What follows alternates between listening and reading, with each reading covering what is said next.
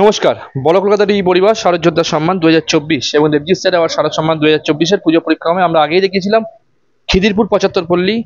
আমাদের খুব প্রাণের শিল্পী, কাছের শিল্পী বিভাস মুখার্জির হাতে রূপদান পেয়েছে এই থিম পরিকল্পনা। আমরা সরাসরি আমাদের পর্দায় দেখাচ্ছি বড় কলকাতার এই পরিবার শারদ যোদ্ধা সম্মানের তরফ থেকে একটি সম্মান আমরা তুলে দিচ্ছি দেবজিৎ স্যারের বিচারে।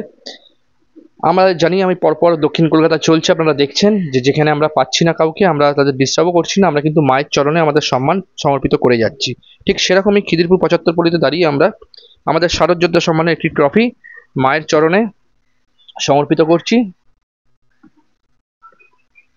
শারদ যোদ্ধা সম্মানের ট্রফি মায়ের চরণে আমরা সমর্পিত করলাম। শারদ যোদ্ধা সম্মানে একটি গোল্ড মেডেল আমরা মায়ের চরণে সমর্পিত করছি খিদিরপুর 75 পল্লীকে।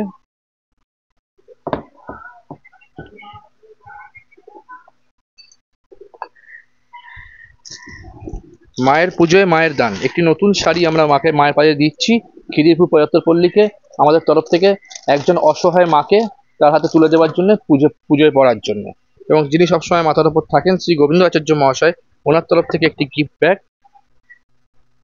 সাথে রিকভারি মেডিসিন শপের তরফ থেকে ওষুধের ওপর বিশেষ ছাড়, ডিসকাউন্ট কুপন দুটো, আশ্বাস টেস্ট অ্যান্ড অ্যালার্জি ক্লিনিকের তরফ থেকে রক্ত পরীক্ষায় আকর্ষণীয় ছাড়, এটা ডিসকাউন্ট কুপন আমরা সরাসরি রেখে গেলাম।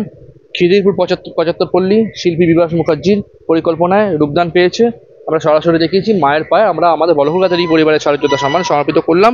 সরাসরি সঙ্গে থাকুন, দেখতে থাকুন বড় কলকাতা টিভি। পরবর্তী পর্যায়ে আসছি খুব শীঘ্রই, ততক্ষণ আমি বলবো আমার চিত্র সাংবাদিককে মাকে দর্শন করানোর জন্য।